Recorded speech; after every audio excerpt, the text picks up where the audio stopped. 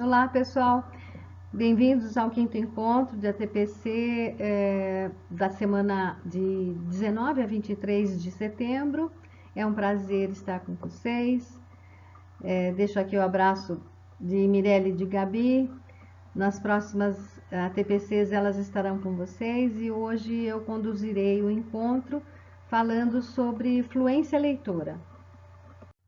A nossa pauta está organizada fazendo a abertura, trazendo o contexto da discussão com os nossos objetivos. Depois nós falaremos sobre a avaliação, né, a estrutura da avaliação. Conceituaremos um pouco o que é fluência leitora e os procedimentos e capacidades de leitura envolvido. Traremos também uma situação de leitura dramática para que a gente analise essa atividade como uma boa situação de aprendizagem para a melhoria da fluência leitora dos estudantes e finalizaremos com a avaliação do nosso encontro. A avaliação educacional assumiu um lugar de destaque na agenda das políticas públicas de educação no Brasil e no mundo, e se consolidou como um instrumento essencial para a melhoria da gestão educacional. A relevância dos sistemas de avaliação em larga escala foi maximizada pelo contexto da pandemia, objetivando coletar informações consistentes, periódicas e comparáveis sobre o desempenho dos estudantes, assim subsidiando as tomadas de decisão com foco na melhoria de aprendizagem. Sendo assim, o Estado de São Paulo realiza de 12 de setembro a 31 de outubro a aplicação da segunda edição da avaliação de fluência leitora junto aos estudantes dos segundos, terceiros e sextos anos do ensino fundamental, utilizando o aplicativo da plataforma CAED, né, do Centro de Políticas Públicas e Avaliação da Educação. Nossos objetivos hoje, então, é apresentar o papel da avaliação de fluência leitora no cotidiano da escola, né? Que, como já dito, a aplicação de 12/9 a 31/10. Discutir aspectos conceituais que envolvem a avaliação de fluência leitora, compreender a importância da avaliação de fluência leitora como instrumento para a organização de práticas voltadas ao desenvolvimento da fluência na sala de aula, apresentar propostas e orientações para o desenvolvimento do trabalho junto aos estudantes para a melhoria da fluência leitora. E com o intuito de tirar qualquer dúvida, esclarecemos que o prazo de aplicação inicialmente proposto, de 12 de setembro a 5 de outubro, foi estendido até o dia 31 de outubro para que todos tenham oportunidade de realizar os testes de forma a atingirmos o maior percentual possível de participação. E informamos ainda que existe um documento onde tem as orientações gerais para os aplicadores e contidas então na orientação da live citada anteriormente. Mas, afinal, o que é fluência leitora? A fluência leitora, tal como compreendemos hoje, se refere a um tipo de letramento que inclui saber decifrar o escrito, ler com proficiência, leitor competente nas práticas sociais, sabendo utilizar as estratégias e procedimentos que conferem maior fluência e eficácia ao processo de produção e atribuição de sentido aos textos com os quais se interage. Um leitor pode ser até capaz de decifrar, mas não ter uma fluência leitora, por não fazer essa decodificação de forma automática. Então, ao ler muito pausado, silabando, a compreensão é dificultada. O papel da fluência é o elo efetivo entre decodificação e compreensão. Então, nesse processo, temos a velocidade com que se lê, né? A precisão, a exatidão com que se lê, e a prosódia, que envolve os processos relacionados, por exemplo, a entonação da leitura, a pontuação e as pausas de sentido que são dadas quando se lê. Então, a fluência é diferente da decodificação, obviamente, e ela está no esforço das estratégias de construção de sentido do texto e não na decodificação das palavras. E isso, na avaliação, a gente pode observar se a criança é fluente, se a criança ainda está presa à decodificação. Tudo isso é observado e também pontuado em níveis de conhecimento que serão aí coletados pela avaliação de fluência leitora. A Base Nacional Curricular Comum traz também a necessidade de desenvolver instrumentos avaliativos que contemplem os 4 eixos orientadores do ensino da língua portuguesa. E na fluência leitora ocorre a interface entre os eixos leitura e oralidade, dando início então à construção de novos instrumentos para a avaliação de aprendizagem dos estudantes, complementando os diagnósticos já realizados nas avaliações de leitura, compreensão leitora e produção escrita. Então a de fluência leitora agora vem para complementar essas avaliações.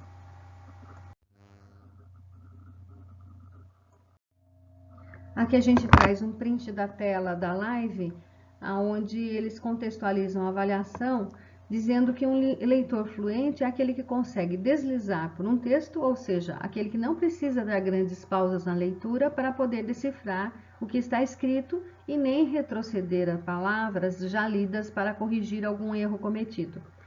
Então, o leitor fluente é aquele que consegue reconhecer letras, palavras, frases e textos, consegue localizar informações menos ou mais específicas, consegue realizar inferências de alcance e níveis de complexidades variados e consegue reconhecer recursos expressivos empregados no texto.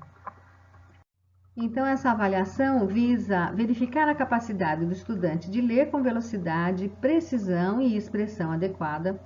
E nesse modelo de avaliação, os estudantes realizam uma leitura para os professores, né?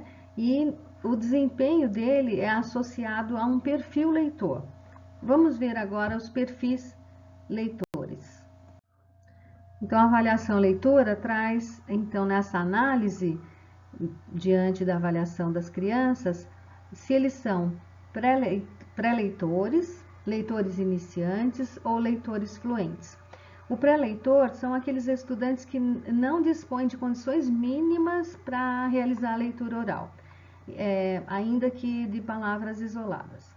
O leitor iniciante são aqueles estudantes que leem palavras e pequenas sequências textuais, porém o fazem de forma pausada, com um padrão assim de leitura silabada. E o leitor fluente é aquele leitor que já venceram todos os desafios de decodificação das palavras e por isso leem de modo mais automático, trazendo a compreensão das questões solicitadas. A avaliação de fluência leitora traz um cálculo para definir a distribuição dos estudantes dentro desses perfis. Vamos agora falar dos pré-leitores. Vamos entender um pouquinho como é que eles classificam esse perfil de alunos.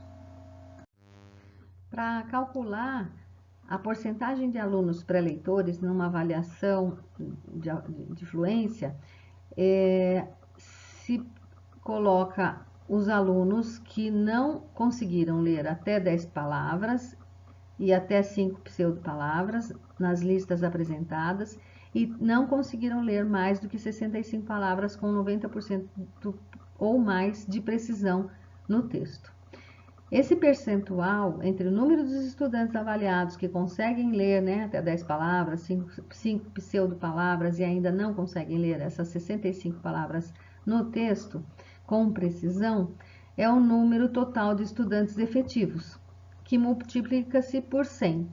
Então, a porcentagem é igual ao número de estudantes que leram até 10 palavras, pseudopalavras e não compreenderam o texto para responder as questões, dividido pelo número total de estudantes, vezes 100. Daí nós temos, então, a porcentagem de alunos que eles calculam, e essa porcentagem é subdividida em níveis. Vamos ver os níveis. Então, dentro desse cálculo de alunos pré-leitores, nós subdividimos, então, em níveis de alunos, onde o nível 1 é o aluno que não leu nenhuma palavra. Para calcular a porcentagem de alunos também nesse nível, eles fazem o mesmo procedimento. Do total de pré-leitores, quantos alunos que não leram nenhuma palavra? Daí fazem a porcentagem. No segundo nível, aparecem os alunos que inventaram palavras. Eles não conseguiram ler, mas inventaram palavras ao ler. Então, esse é considerado o segundo nível, que também o cálculo é feito da mesma maneira. No nível 3, são alunos que nomearam as letras. Então, por exemplo, quando eles fossem ler uma palavra, por exemplo, nível, eles leram N-I-V-E-I-S. Então, esses são os alunos de nível 3. Aí temos, então, o nível 4, que são os alunos que apresentam outro tipo de erro, classificados como outro tipo de erro. É o nível 4. Também o cálculo é feito da mesma maneira. Diante do número total de alunos pré-leitores, quantos estavam nesse nível 4 e calculam a porcentagem. No nível 5, o aluno silabou ao ler. São considerados, então, pré-leitores de nível 5 que silabam as palavras ao ler. E o nível 6, que é o certo, né? Que o aluno conseguiu ler, atribuiu aquele quantitativo de palavras, né? 10 palavras, 5 pseudopalavras e nenhuma compreensão nas respostas do texto lido na questão número 3 da avaliação. Então, depois que foi classificado os alunos pré-leitores, nesses 6 níveis, nós temos o leitor iniciante. O leitor iniciante é o estudante que lê as palavras e pequenas sequências textuais, porém o fazem de forma pausada, com um padrão de leitura silabada. A leitura silabada é aquela leitura que, por exemplo, ao ler palavras, ele vai ler palavras.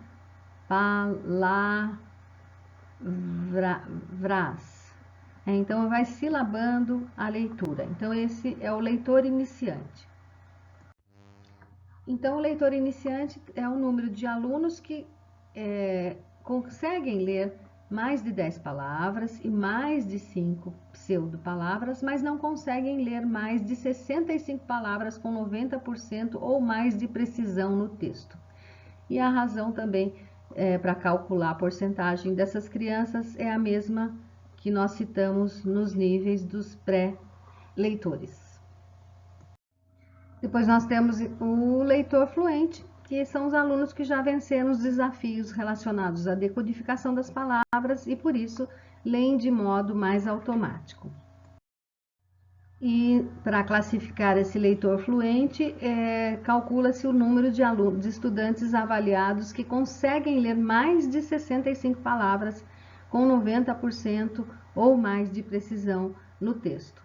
E a razão desse cálculo é a mesma que nós orientamos nos outros níveis e leitores apresentados aqui. Para compreender um pouquinho mais sobre a estrutura dessa avaliação, a gente vai analisar então como é que é proposto, o que é proposto para esses estudantes lerem. É pedido para as crianças lerem palavras nessa avaliação.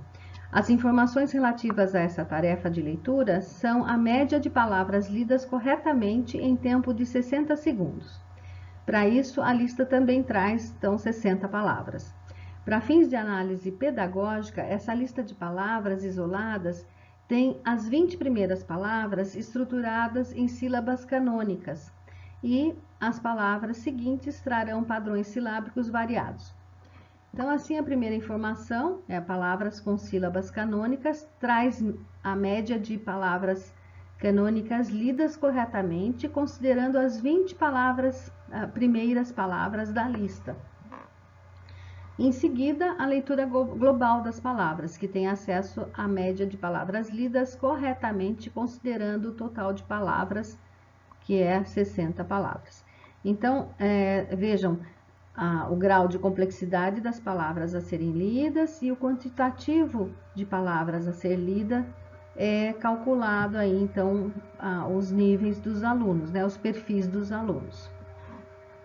Depois o teste traz 40 pseudopalavras, palavras inventadas, ou seja, são palavras criadas obedecendo à lógica de estruturação das palavras da língua portuguesa, considerando-se extensão, padrão silábico e relação entre fonemas e grafemas.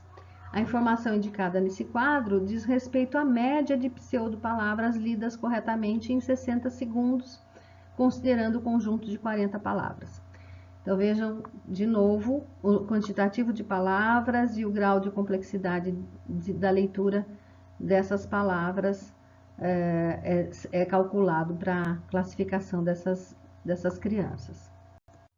E depois, para finalizar o teste, é solicitado um texto, a leitura de um texto e informações relativas à leitura desse texto que apresentam, que são apresentados nesses 3 indicadores, né? Então, as palavras, a precisão e a compreensão do texto. Então, como a gente pode observar, a avaliação de fluência leitora traz o perfil de leitor estabelecido a partir da quantidade de palavras lidas e no texto a compreensão dessa leitura. Aqui a gente traz 3 colunas, a primeira com indicação dos alunos pré-leitores, onde eles são classificados, né? Como dito antes, as 20 primeiras palavras são feitas com sílabas canônicas, né? Consoante, vogal, consoante, vogal. E os pré-leitores só conseguiram ler aí uma média de 2 das 20 palavras solicitadas. Também leram 2 de forma global, 2 palavras de 60, né? Sendo a média de palavras lidas corretamente em 1 minuto. E as pseudopalavras, eles conseguiram ler apenas 3 das 40 propostas, sendo então a média para a classificação do pré-leitor, 3 a média de pseudopalavras lidas diante das 40 apresentadas. Para o leitor iniciante, esse quantitativo de palavras lidas aumenta. Então, o leitor iniciante lê 18 palavras com sílabas canônicas das 20 palavras propostas, né, com essas sílabas canônicas. E 30 palavras das demais propostas, das 60 propostas, uma média tendo em 1 minuto, né, 30 palavras das 60 propostas na avaliação.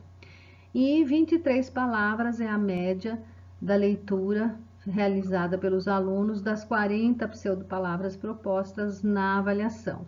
E o leitor fluente, então, é considerado aquele que lê uma média de 18 palavras das 20 com sílabas canônicas, 46 palavras das 60 palavras propostas, contidas aí sílabas canônicas ou não, e 30 das 40 pseudopalavras propostas, e também o tempo no texto, sendo 97 palavras lidas, 99 de precisão e 54% de compreensão da leitura realizada.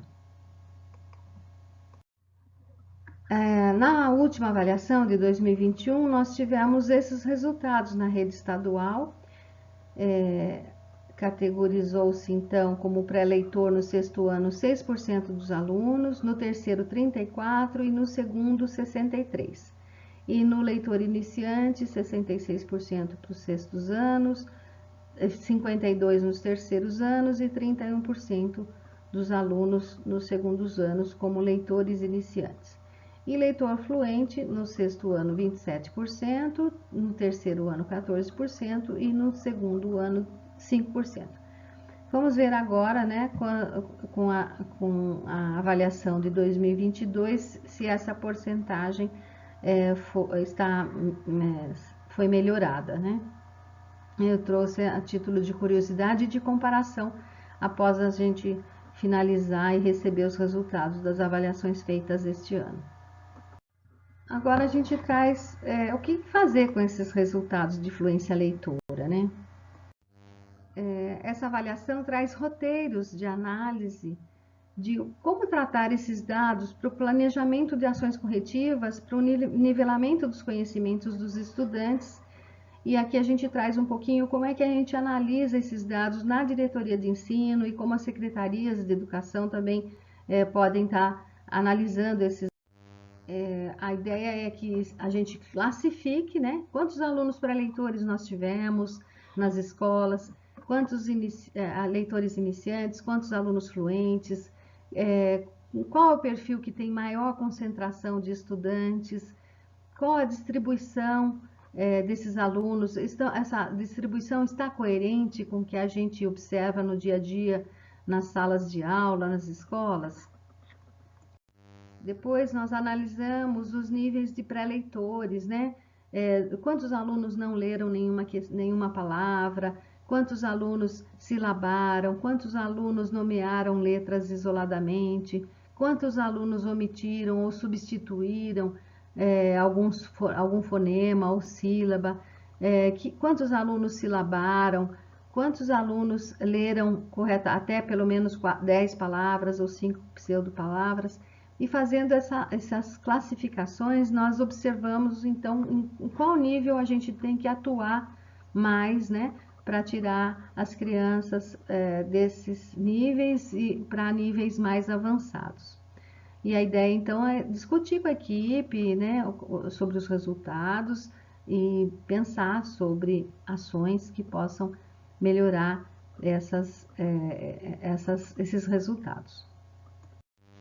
E aí, diante desses resultados, a gente vai observar, né, quais escolas estão com mais dificuldades, quais os níveis que se apresentaram com maior incidência, para que a gente possa trabalhar algum programa de incentivo à alfabetização ou de incentivo à leitura, enfim, classificando para saber o foco prioritário de ação que a diretoria ou as secretarias darão como prioridade. E aí, então, a gente tem que fazer um plano de ação, né, de apoio às escolas, mediante os resultados, para melhorar esses dados e registrando em documentos as ações propostas. E temos então que colocar no documento, né, os níveis da rede, os pontos de atenção identificados, as estratégias e ações a serem implementadas, o prazo, né, de curto, médio e longo prazo, fazendo as observações necessárias. Bom, e desde os resultados da última avaliação de fluência, a gente já está esboçando um plano de ação. Já estamos orientando a respeito informações, né, com os professores coordenadores sobre o que é ler, dando sugestões de projetos de leitura, tais como Amigos Leitores, saraus, leituras de gibis, leitura de poema no início do período, jornal falado, podcast, leitura dramática, que também já abordamos com as coordenadoras, mas agora a gente está trazendo o tema para vocês. Enfim, situações de leitura em voz alta para que as crianças assim o façam para um público, trazendo aí o exercício da fluência leitora para que a gente conquiste melhores resultados. Bom, nós temos também o roteiro 2, que é voltado para as escolas, que eu não vou me debruçar sobre ele, porque basicamente são as mesmas ações do roteiro 1, voltado para as secretarias e diretorias, onde vocês vão olhar, né, as salas de todas as segundos anos, todos os terceiros, onde está um foco maior, as prioridades para nós agirmos aí pedagogicamente, as propostas, fazer um plano de ação, enfim, toda essa organização em cima de qualquer dado, resultado de avaliação que a gente receba, que a gente deva fazer esse mesmo procedimento, né, de análise e de propostas de ação, planos de ação em cima dos resultados. Agora vamos pensar um pouquinho o que a gente pode estar fazendo com esses alunos, né, para oportunizar essa afluência leitora. Na escola, nós estamos oportunizando leitura em voz alta para ser realizada pelos alunos? Quando isso acontece? Todos estão sendo envolvidos ou somente alguns? Que propostas nós podemos realizar? Bom, para desenvolver a fluência leitora, oral e semântica com compreensão junto às nossas crianças, nós precisamos organizar práticas a partir de contextos significativos. Então, necessita-se que incorporemos atividades de leitura de textos variados à rotina de todos, né? A leitura inicial feita pelo professor, a leitura compartilhada, a leitura de escolha pessoal, materiais e tempo para exploração em sala de aula, biblioteca, de disponibilizar livros, né, na sala de aula, situações que a gente traga situações contextualizadas, que eles façam uso dessa leitura, ler e cantar uma cantiga, organizar um sarau, um telejornal, gravações com fim específico. Precisamos também ser modelo leitor para os alunos, né? Qualquer professor de qualquer área precisa ser modelo leitor. Criar desafios que permitam a exploração de situações de ficção ou de realidade, onde eles exercitem essa fluência leitora. Valorizar cada avanço dos estudantes, motivando-os, e a gente precisa de que todos estejam envolvidos nessa ação, né, atribuindo aí uma cultura de leitores na escola. Então, aqui a gente traz para os pré-leitores algumas sugestões de trabalho, né? Então, a leitura de textos conhecidos de memória, como poemas, parlendas, trava-línguas, para as crianças que estão nesse nível, são muito importantes.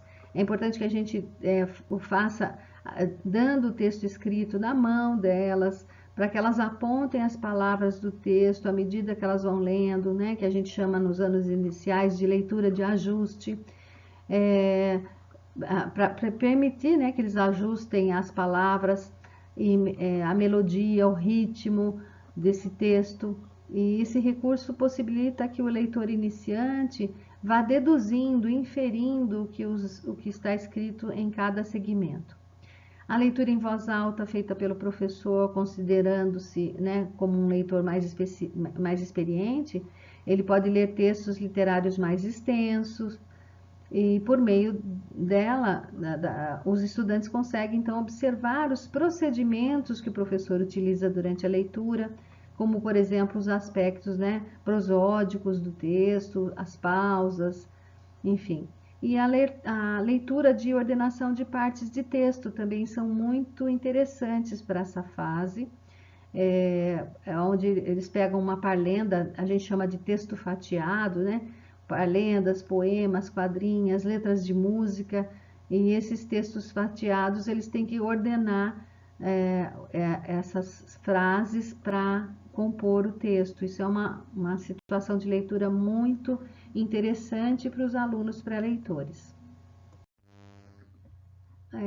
Para o leitor iniciante, a proposta também é que o professor, como leitor mais experiente também, modelize, né, os procedimentos de leitura, a leitura, momentos onde o aluno tenha que ler em voz alta, em situações de discurso, né, no caso, em voz alta para um público, pode ser sarau, encerramento de ano letivo, comemorações, enfim, oportunizar momentos onde eles tenham que ler com propósito real de comunicação, onde eles tenham tempo para estudar essa leitura, para não ficar gaguejando na frente de ninguém, né?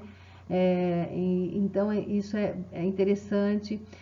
Gravar uma leitura para fazer um podcast, observando aí como é que ele está lendo, se está com prosódia, se não está, refazer o trabalho até que ele fique bom. Também a ordenação de textos, né, fatiados, é importante para que eles façam essa leitura de ajuste e vão montando o texto. Então, é um momento que eles têm que ler para observar qual é a ordem dessas fatias de texto para compor o texto completo. Enfim, isso são propostas bem interessantes para o leitor iniciante. E para o leitor fluente, a gente dá um grau de complexidade maior, onde eles têm que estar lendo de forma colaborativa, compartilhada, para a compreensão desses textos, né? E que sejam de diferentes gêneros, isso é muito importante. Também a ordenação de partes de textos desconhecidos, para que eles entendam, comecem a entender que existe uma ordem para que seja melhor compreendida, né? Para que haja coesão e coerência entre os trechos selecionados. Situações de novo, sarau, telejornal, apresentações especiais, leitura dramática, que nós vamos falar um pouco mais hoje, e outras situações, né, o podcast, como já falamos, gravar a leitura do estudante também para que eles ouçam como é que eles estão lendo, reflitam sobre os aspectos que eles podem melhorar nessa leitura. Bom, nós trouxemos aí várias propostas, mas hoje nós vamos nos debruçar mais sobre a leitura dramática na escola, como uma situação significativa para a melhoria da fluência leitora, aproveitando que os professores de arte estão com o tema de teatro, né, junto aos alunos, para trabalhar junto aos alunos, e eles poderão ser uns parceiros, ótimos parceiros aí nessa construção da fluência leitora. Nós trazemos a leitura dramática para vocês para que vocês compreendam a relação existente entre prosódia e influência leitora, refletir sobre a relevância da prosódia para a atribuição de significados por parte do leitor e refletir sobre as condições didáticas para o trabalho com a leitura dramática, assim como a especificidade dessa leitura enquanto prática social. Mas qual a diferença entre texto dramático, dramatização e teatro? Quando a gente falar de dramatização, a gente está se referindo em uma encenação de um texto qualquer, para um público. Quando a gente fala em leitura dramática, a gente está falando em leitura em voz alta de um texto teatral para um público. E quando a gente fala em encenação, é uma apresentação de um espetáculo teatral para um público. A diferença entre dramatização, leitura dramática e encenação é que na dramatização eu não preciso me debruçar tanto no texto, eu só vou trazer exageros dos aspectos das situações trazidas pelo texto. Na leitura dramática, que é o nosso foco, que é a nossa proposta, as crianças vão ter que se debruçar no texto, estudá-lo para compreender e utilizar toda a prosódia necessária para essa compreensão. Então, não há necessidade de eu decorar esse texto. A proposta é que se faça uma leitura dramática, né? Uma leitura onde traga todos os aspectos do texto para e a fluência também, leitora, para a compreensão desse texto, tanto da pessoa que está lendo, quanto para quem está ouvindo o texto. E numa encenação, aí já fica na mão dos professores de arte, caso eles queiram aí trabalhar com relação à encenação desse texto, e tá aí fazendo uso de iluminação, trilha sonora, cenário, figurino, objetos de cena, entre outras questões envolvidas nessa encenação. Então, nosso foco é a leitura dramática nesse momento para desenvolvimento de fluência leitora. Os trabalhos relativos à leitura de textos dramáticos têm sido considerados comumente como ótimos para o desenvolvimento da fluência oral, dado que colabora para a constituição de inflexões, entonação e outros aspectos relacionados à oralização de textos. Antes de adotar essa afirmação como regra, no entanto, é preciso analisar por quais razões é possível afirmar que essa prática pode colaborar para a contribuição da fluência leitora, oral e semântica. E antes de mais nada, é preciso então analisar o que acontece quando a gente lê um texto de forma dramática.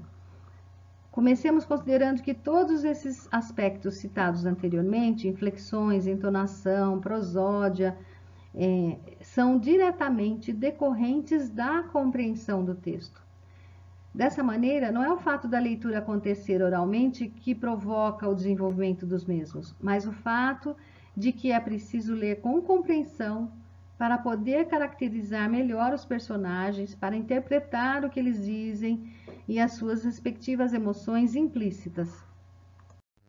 Então, nessa perspectiva, a leitura de textos dramáticos implica muito estudo do texto, sobre quem são os personagens, sobre a situação em que eles vivem, que é narrada, sobre suas motivações. E esse estudo requer discussão coletiva a partir do que é lido. Além disso, ler em voz alta um texto dramático requer exercício de levantamento de possibilidades de interpretação pessoal, considerando as características da situação e do personagem estudados. Isso também deve ser objeto de estudo das crianças. Então, a leitura dramática é uma prática social que circula nas esferas das artes, especialmente da arte da interpretação do teatro, e é uma prática, então, que circula fora da escola e que pode ser trazido para dentro da escola, não apenas com a finalidade de tornar os alunos proficientes na participação das mesmas, mas também como uma situação na qual a finalidade didática de possibilitar o desenvolvimento da fluência leitora, oral, semântica, ou seja, com compreensão, e que pode ser alcançada de modo significativo, que com autonomia para a realização disso, porque eles adoram saber que podem ser os atores, Então eles se dedicam nessa leitura, então a proposta é bem significativa. Bom, mas esse trabalho não é tão simples assim. A gente pode estar trazendo aqui dificuldades de forma antecipada do que esse trabalho com a leitura dramática pode acontecer, Então, por exemplo, é importante que a gente identifique a função dos elementos composicionais do gênero do texto dramático, por eles não estarem acostumados com uma leitura desse gênero, Então, é importante que a gente apresente o texto, apresente como é que ele é estruturado. Essa forma composicional é bastante característica. Esse texto divide-se em atos, cenas e apresenta como procedimentos narrativos as falas que podem ser diálogos, monólogos e apartes, com os nomes dos personagens em destaque. Os personagens, as rubricas, as didascálias, essas indicações cênicas que auxiliam a representação e orientam o ator. Também a compreensão do texto em função das próprias marcas do texto. E a partir da compreensão que a gente vai conseguir aplicar uma prosódia ao texto, a entonação, acento a determinada sílaba, ou a palavra, o ritmo, a velocidade durante a leitura oral do texto para um público, Essa leitura dramática envolve tudo isso, e isso tem que ser exercitado, e sem ler de maneira exaustiva o texto, a gente não chega a construir esse personagem e a oralizar as falas desse personagem de forma correta. Então, e também está envolvida as capacidades socioemocionais esse trabalho, né? O engajamento com os outros, a autogestão, a abertura ao novo, a própria apresentação diante do público, né? A fala por um público, enfim, são muitas habilidades envolvidas nesse trabalho. Após a apresentação do texto, de um texto teatral para as crianças, é hora de colocar a mão na massa, né? Então, diante do texto, grifar quem ao lugar do narrador, no caso de um texto narrativo, a fala dos personagens. Então, separando as falas de cada personagem, escolhendo quem que vai ser cada personagem, a leitura do texto na íntegra para saber o contexto todo. A gente chama de leitura branca, uma primeira leitura para conhecer todo a narrativa, depois a separação dos personagens, depois uma primeira leitura tentando trazer um pouco de entonação. A gente também, nessa proposta, pode atender a diferentes saberes dos alunos. Quem tem mais fluência pode ficar com textos maiores, quem tem menos fluência pode estar com textos menores, mas mesmo assim participando da ação, né, em conjunto, não excluindo ninguém. Também podemos usar o cordel, né, para que um único aluno leia o texto. Então, é possível trazer textos narrativos, textos teatrais, textos de cordel, para dar essa consciência linguística, fonológica, lexical de cada texto, né, semântica, enfim. Também trazemos aí a educação literária envolvida, a competência da leitura, a competência da oralidade, da compreensão, da expressão, enfim, são infinitas as possibilidades e nesse trabalho, né, desenvolvemos muitas habilidades trazendo essas propostas para a sala de aula. Vamos relembrar um pouquinho alguns projetos que já fizemos no passado com as crianças nos anos iniciais. Antes da pandemia, nós tínhamos um projeto, aliás, uma sequência didática, leitura dramática de textos teatrais. E aqui a gente traz, então, as etapas desse projeto, né? Onde inicialmente há uma gravação individual de uma leitura de um trecho de um conto por todos os alunos. Depois há uma familiarização com o gênero, onde havia a leitura dramática de textos teatrais pelos professores para os alunos. Depois a gente apresentava o projeto, fazendo a comparação e a diferenciação entre textos narrativos e teatrais. Depois nós definíamos o produto final e as etapas do projeto junto com os alunos. Assistíamos o que era uma leitura dramática feita por atores de televisão ou do teatro. Depois selecionávamos os textos teatrais junto com as crianças, contando com o acervo da escola.